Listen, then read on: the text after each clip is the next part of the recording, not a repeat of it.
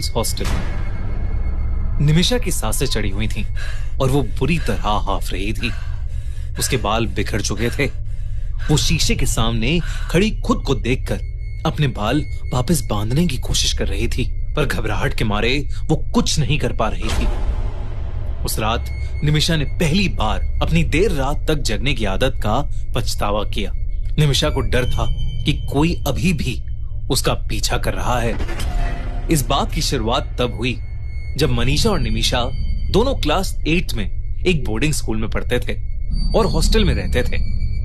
जिस boarding school में वो लोग पढ़ रहे थे वो पढ़ाई लिखाई के लिए एक बहुत ही अच्छा स्कूल माना जाता था, पर उस बोर्डिंग स्कूल के गर्ल्स हॉस्टल की कुछ अलग ही कहानी थी।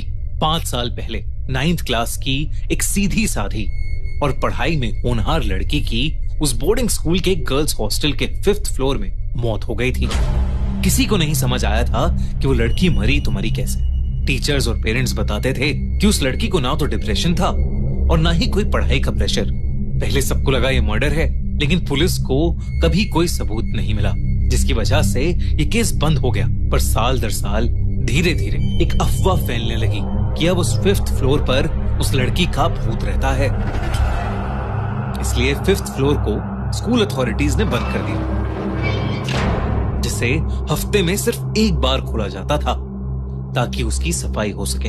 उस इंसिडेंट के करीब 5 साल बाद निमिषा और मनीषा उस हॉस्टल के एक रूम में शेयरिंग में रहने लगे। दोनों का रूटीन एकदम फिक्स्ड था। निमिषा पूरी रात जग कर पढ़ाई करती थी और सुबह 7 बजे मनीषा को उठाकर सो जाती थी। फिर मनीषा ब्रेकफास्ट के टाइम तक पढ़ती रहती थी। मनीषा चश्मा लगाती थी और उसके हाथ में उसकी माँ का दिया हुआ एक काला धागा हमेशा बंधा रहता था।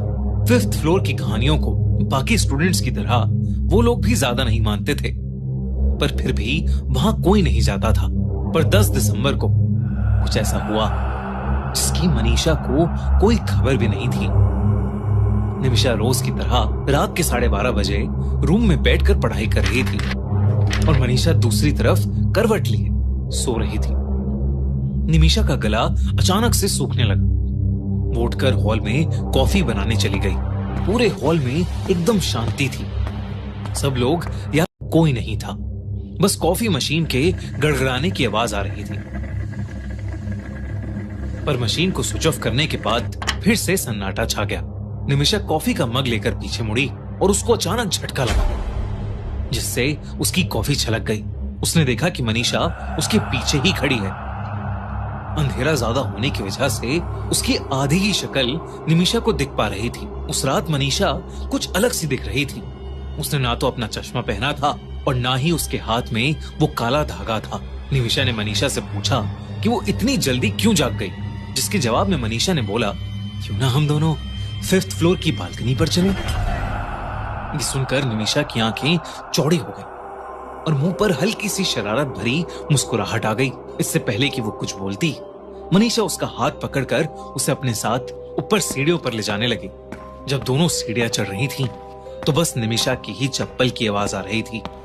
उसने नोटिस किया कि मनीषा ने चप्पल भी नहीं पहनी थी। कुछ तो बहुत अजीब था। उस रात उस हॉस्टल के 5th फ्लोर का दरवाजा खुला हुआ था और वो दोनों 5th फ्लोर पर चले गए। वो पहले इधर उधर देखने लगे। फिर कुछ मिनट बाद दोनों ने खुद को एक रूम में पाया। ये उसी लड़की का रूम था जो 5 साल पहले मर चुकी थी और जिसके बारे में लोग कहते थे कि उसकी आत्मा 5th फ्लोर पर भटकती है। लेकिन उस रूम के बारे में निमिषा या मनीषा दोनों ही नहीं जानते थे। उस रात मौसम बहुत ठंडा था। 5th फ्लोर के हॉलवे पर बनी खिड़कियों से ठंडी हवाएं आ रही थीं और रात के अंधेरे में कोहरा जम रहा था। उसी बीच निमिषा की नजरें दीवार पर पड़ी, जिस पर किसी ने अपने नाखून से बड़ा बड़ा 10th दिसंबर लिखा हुआ था। दोनों बालकनी पर खड़े होकर नीचे देखने लगे। मनीषा बहुत देर से चुपचाप घूम रही थी। निमिषा को अब बहुत जोरों से ठंड लग रही थी, तो उसने मनीषा को नीचे चलने को कहा, लेकिन मनीषा ने निमिषा की बात पर कोई ध्यान ही नहीं दिया। उसने फिर से मनीषा को पुकारने की कोशिश की और तब पहली बार मनीषा ने उसकी आंखों में आंखें डालकर देखा। निमिषा के तो जैसे होश ही उड़ गए थे। मनीषा की आंखें पूरी सफेद हो चुकी थीं। वो बड़ी धीमी आवाज में बोली, जंप, यानी कूदो। निमिषा को कुछ समझ नहीं आया कि मनीषा उसे नीचे कूदने को क्यों कह रही है। उसके चेहरे के सारे रंग उड़ गए। जैसे जैसे एक एक सेकंड बीत रहा था, वैसे वैसे मनीषा की आवाज और भारी हो रही थी। वो निमिषा की आंखों में देखकर बार बार बोलने लगी, जंप, जंप। निमिषा का चेहरा पीला पड़ गया और उसके हाथ पैर एक ही पोजीशन में अटक चुके, मानो जैसे वो हिप्नोटाइज हो रही थी। और ऐसा लग रहा था कि जैसे अगर वो जंप नहीं करती तो मनीषा उसे धक्का देकर नीचे गिरा देगी। निमिषा की आंखें बंद होने लगी थीं और वो खुद अपने बाल खोलने लगी।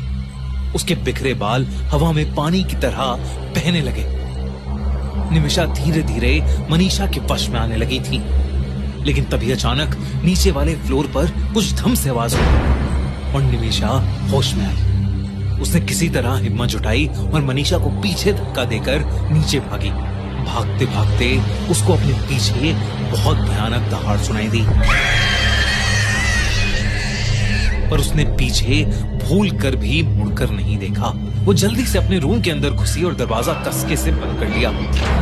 उसने तब जो देखा वो देखकर वो और चौंक उठी। उसने देखा कि मनीषा उसी करवट में बिस्तर पर आराम से सो रही थी जिसमें वो उसे छोड़कर गई थी। निमिषा का रंग और पीला पड़ गया। उसने मनीषा को घबराते हुए उठाया। मनीषा ने उसका पीला मुंह और लाल आंख देखकर डरी हुई निमिषा को गले लगा लिया, पर उसके पूछने पर निमिषा ने उसे कुछ भी नहीं बताया। वो कुछ बताने की हालत में थी ही नहीं। उस रात निमिषा ने अपने बाथरूम के शीशे के सामने अपना मुंह धोया और बाल बांधकर सो गई। मनीषा कुछ समझ नहीं पा रही थी। उस दिन से निमिषा रात में सोने लगी और अपने रूममेट को इग्नोर करने लगी। जब भी मनीषा रूम में बैठकर पढ़ाई स्टार्ट करती, उसे एहसास होता कि जैसे कोई उसे घूर रहा है और वो अक्सर निमिषा ही होती। परेशान होकर मनीषा ने उससे दोबारा पूछ लिया कि उस रात क्या हुआ था। आखिरकार निमिषा ने मनीषा को उस रात के बारे में सब कुछ सच सच बता दिया। सब कुछ सुनने के बाद मनीषा का दिमाग जोर से चलने लगा और उसे निमिषा की कहानी पर पूरा भरोसा हो गया, क्योंकि मनीषा को यह बात पता थी कि 5 साल पहले एक लड़की की सेम डेट पर मौत हुई थी, 10 दिसंबर। मतलब जो भी किस्से, कहानी और अफवाह मनीषा और निमिषा सुनते आ रहे थे वो सब सच थी। वाकई में 5th फ्लोर पर उस लड़की का भूत था।